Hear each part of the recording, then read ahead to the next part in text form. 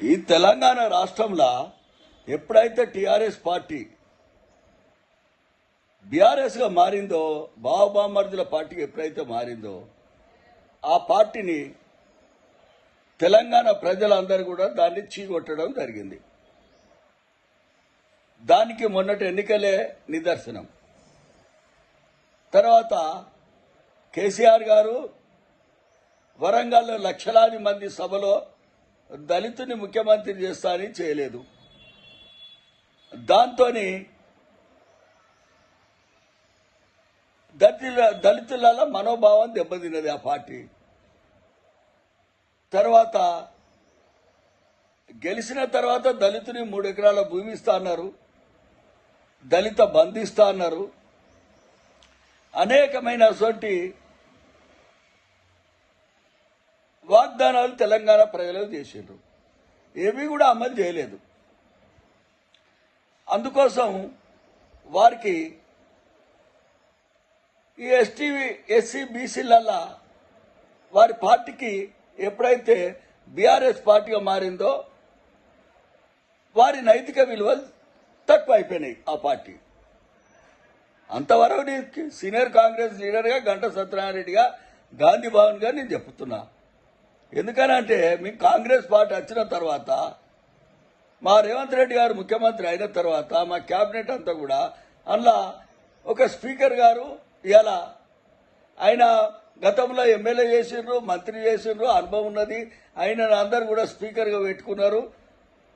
ఇవాళ ఒక దళితుడు స్పీకరు మా పార్టీలో, ఒక దళితుడు డిప్యూటీ సీఎం మా పార్టీలో, ఒక హెల్త్ అండ్ మెడికల్స్ మినిస్టరు ఒక దళితుడు, ఇవాళ గవర్నమెంట్లో విప్పు ఒక దళితుడు, ఒక సీతక్క ఒక ఎస్టీ. ఇట్లా కాంగ్రెస్ పార్టీ అన్ని ఇట్లలో కూడా వీళ్ళు బాగా బలైన వర్గాలకు ప్రాధాన్యత ఇస్తాడు. రేవంత్ రెడ్డి ముఖ్యమంత్రి గారుగా క్యాబినెట్ అంతా కూడా వీళ్లకు పెద్దపీఠం వేస్తుందని ఓరోలేక ఇది ఎట్లా చేస్తే బాగుంటుంది అనేది ఒక లొల్లి కార్యక్రమం పెట్టుకున్నారు వీళ్ళు. దాన్ని ప్రజలంతా, తెలంగాణ ప్రజలంతా చూస్తుండే. అలా మన ఎమ్మెల్సీ ఎన్నికలు అయినాయి. అరే వీళ్ళందరూ కూడా ఒక ఎస్టీకి, ఒక ఎస్సీకి, ఒక బీసీకి, వీళ్ళందరికీ ఇచ్చటాలకు వీళ్ళ బలైన వర్గాలు మొత్తం ఎస్సీ ఎస్టీ బీసీలు అంతా కూడా కాంగ్రెస్ పార్టీకి వెళ్ళిపోతుంది అనేది ఒక భయం పట్టుకున్నది. నాకు బీజేపీకును బీఆర్ఎస్కు భయం పట్టుకొని దీన్ని తప్పుతో పట్టేయాలని పడుతున్నారు. తప్పుతో పట్టది. ఇలా బీజేపీ చేతుల ఈడీ ఉన్నది, బీజేపీ చేతుల సిబిఐ ఉన్నది, బీజేపీ చేతుల ఇంటెలిజెన్స్ ఉన్నది, బీజేపీ చేతుల ఇన్కమ్ ట్యాక్స్ ఆఫీసర్లు ఉన్నారు, ప్రతి ఒక్కరు ఉన్నారు. మీరు అన్ని ఆడిట్ తెలంగాణలో లక్షల కోట్ల మీద ఇప్పటి వరకు ఎందుకు ఎంక్వైరీ చేస్తలేదు అనేది బీజేపీ పార్టీ మీద తెలంగాణ ప్రజలకు అందరికీ కూడా ఒక పెద్ద బీజేపీ వాళ్ళు బీఆర్ఎస్ వాళ్ళు కలిసినానికి పెద్ద ఇదొక అది అనుమానం వ్యక్తమవుతుంది తెలంగాణ ప్రజలలో. కాబట్టి ఇప్పటికైనా కూడా ఈ రాష్ట్రంలో ఇంకా బీజేపీ కానీ బీఆర్ఎస్ కానీ ఈ రాష్ట్రంలో ఇంకా ఈ పార్టీలు ఉండయి. ఆ అప్పులు తీర్చలేకనే మొన్న బట్టి విక్రమార్క గారు కూడా మీటింగ్ పెడితే బీజేపీ ఎంపీలు ఎవరు రాలేదు. అదంతా గమనిస్తున్నారు ప్రజలు, ఎవరు ఊకరు. సత్యనారాయణ అన్న నువ్వు చెప్పంటే నేనేం చెప్పేది, ప్రజలంతా చెప్తున్నారు. మా సీనియర్ కాంగ్రెస్ కార్యకర్తలు లక్షలాది మంది ఉన్నారు.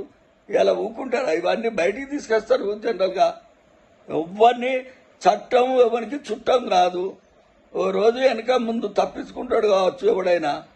ప్రతి ఒక్కరిని చట్టం చుట్టం లెక్క లేకుండా లోపటేస్తుంది ప్రతి ఒక్కరిని. ఇది మాత్రం 100% రియల్.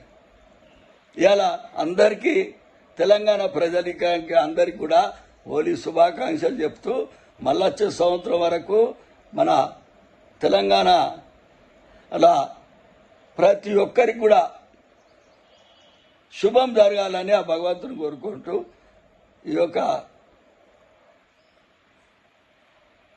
కార్యక్రమాన్ని వాళ్ళు మా మిత్రులు అడిగిన దాన్ని చెప్పడం జరిగింది. జై కాంగ్రెస్, జై సోనియా.